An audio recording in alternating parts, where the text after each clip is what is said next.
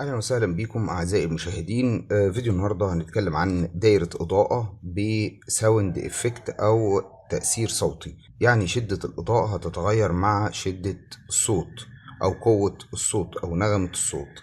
الدوائر الصوتية أغلب الهواة والمبتدئين ما بيحبوش يصمموا دوائر صوت لأن بتفشل معاهم.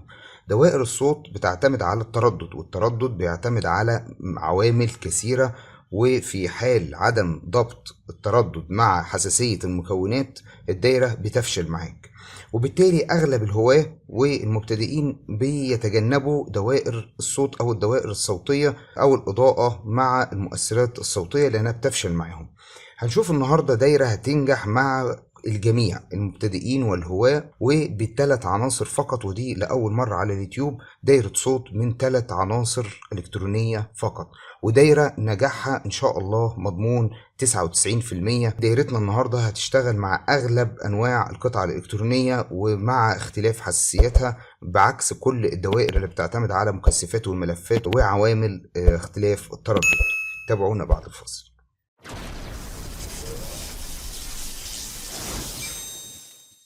تعالوا مع بعض زي ما اتعودنا نرسم مخطط الدايرة. وزي ما قلنا دايرتنا النهاردة دايرة إضاءة مع مؤثرات صوتية، يعني التحكم في شدة الإضاءة على حسب شدة الصوت أو نغمة الصوت اللي موجودة معاك. محتاجين مصدر تغذية هيكون جهده حسب جهد الحمل. يعني لو المصدر 12 فولت يبقى لازم يكون الحمل 12 فولت، اللود أو الحمل 12 فولت. دي الناس اللي بتسأل الدايرة دي ممكن نشغلها على 9 فولت، ممكن نشغلها على 6 فولت، ممكن نشغلها على 12 فولت، كله حسب المكونات اللي عندك. وأهم حاجة الحمل لازم يتحمل جهد التغذية. ليد أو لمبة أو أي إضاءة عندك، ويفضل الليد. ليه يفضل الليد؟ لأن الليد استجابته سريعة للتغير في الجهد، وبالتالي هيكون واضح معاك الإفكت أو التأثير الصوتي. إذا هنستخدم ال دي 9 فولت او 12 فولت على حسب التغذية، 9 فولت او 12 فولت. هنوصل الموجب الحمل او موجب الليد مع موجب التغذية، وسالب الحمل هتوصل مع مسفت. ليه هنستخدم مسفت؟ لان المسفت هيريحنا كتير في حساسية الدايرة، وهتشتغل معانا الدايرة بأبسط ظبطة وبأقل جهد. جيت المسفت هنوصلها مع المايك اتجاه السالب. طبعا هنا الدرين والسورس بتوصل مع سالب الدايرة او الارض. دايما بنوصل مع المايك مقاومة من الموجب.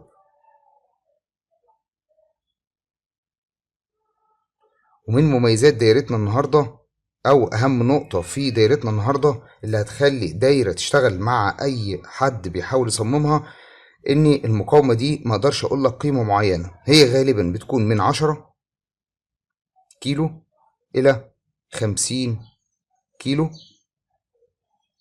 ده بتوقف على ايه؟ على حساسية المايك اللي موجود معاك، وطبعا نوع المسفت. ليه؟ لما تكون عندنا مقاومة ثابتة ومقاومة متغيرة، والمايك يعتبر مقاومة متغيرة على حسب شدة الموجة الصوتية اللي ساقطة على أو اللي بيستقبلها المايك، وبالتالي هو مقاومة متغيرة. لما يكون في مقاومة ثابتة ومقاومة متغيرة متوصلين مع بعض توالي بين موجب وسالب المصدر، إذا النقطة اللي في المنتصف بتكون فولتج ديفايدر أو مجزئ جهد، بتتغير قيمته أو جهده حسب تغير قيمة المقاومة المتغيرة اللي موجودة في التوصيلات. والمقاومة المتغيرة اللي موجودة معانا هي المايك.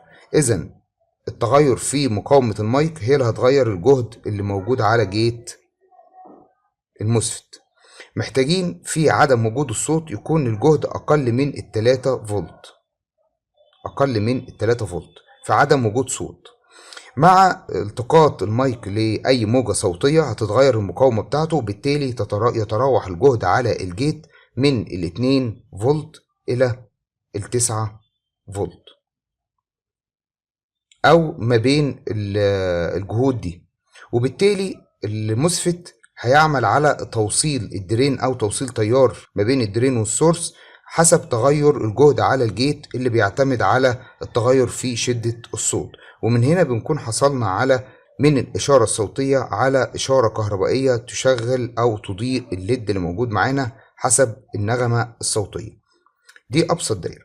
طيب لضمان عمل الدايرة مع أي هاوي أو أي مبتدئ هنستبدل المقاومة دي بمقاومة متغيرة. مقاومة متغيرة هنشغل الصوت اللي محتاجينه قصاد المايك ونغير في قيمة المقاومة حتى نعاير الدايرة على أقوى حساسية للصوت. قيمة المقاومة بتكون 50 كيلو وبنعايرها، وممكن نوصل معاها مقاومة حماية في حدود 1 كيلو مع الموجب. دي للحماية عند خفض قيمة المقاومة لأقصى درجة ما يمرش جهد عالي أو تيار عالي للمسفت أو للمايك. تمام، تعالوا مع بعض نشوف المكونات بتاعتنا. وزي ما قلنا هما 3 مكونات فقط. أول حاجة هنحتاج مسفت، وأنا هستخدم مسفت زد 44 أو زد 24 ومايك.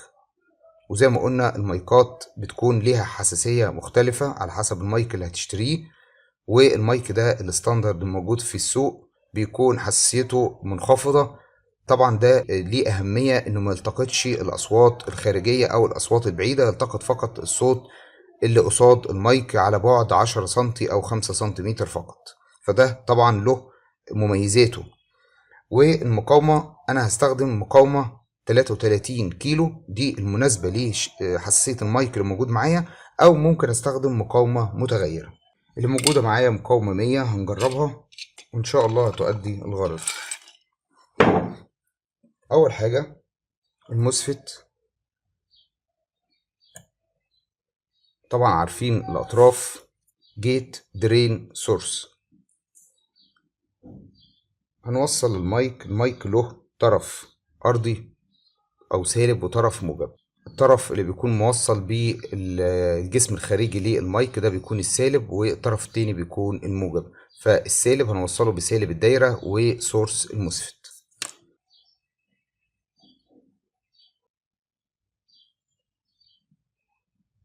وهنستخدم المقاومة المتغيرة.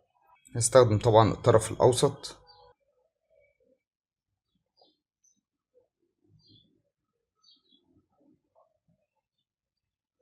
هنوصل طرف سلك مع سورس المسفت توصيل السالب،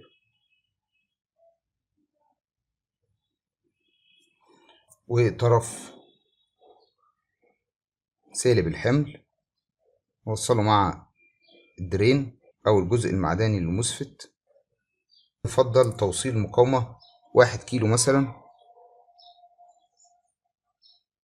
من المقاومة المتغيرة للموجب، ما بين المقاومة المتغيرة والموجب، لحماية المايك من أي تيار مرتفع عند تغيير المقاومة المتغيرة بالخطأ للصفر. بالشكل ده كده يكون فيه حماية أكتر للدايرة وللمايك. تعالوا مع بعض نجرب. هنحتاج حمل زي ما قلنا ليد. موجب الليد هيكون مع موجب تغذية الدايرة وموجب الباور سبلاي. سالب الحمل هيكون مع درين المسفت.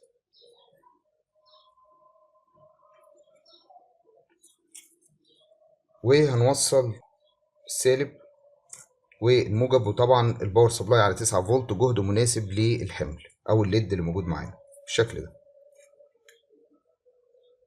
طيب هنشغل اي صوت، فيديو الانترو القناة، وهنحاول نعاير المقاومة المتغيرة.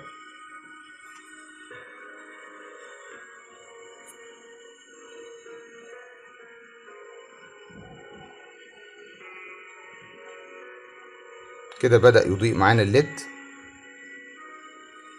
محتاجين صوت أعلى.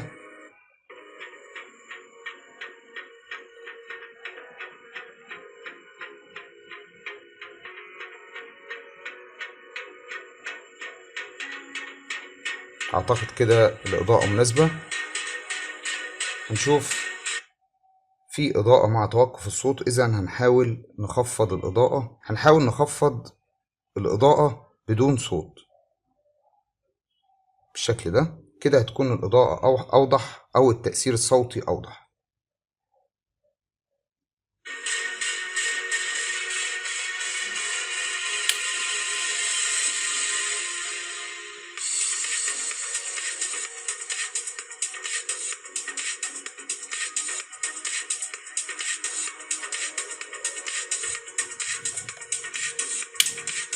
وبكده حصلنا على دايرة إضاءة بتأثير صوتي وجميلة جدا وسهلة جدا، وأعتقد تصميمها بسيط جدا ونجاحها إن شاء الله 100%. أتمنى كل استفاد من الفيديو يدعمنا بلايك واشتراك في القناة وتفعيل الجرس. نلتقي في فيديو قادم إن شاء الله. سلام.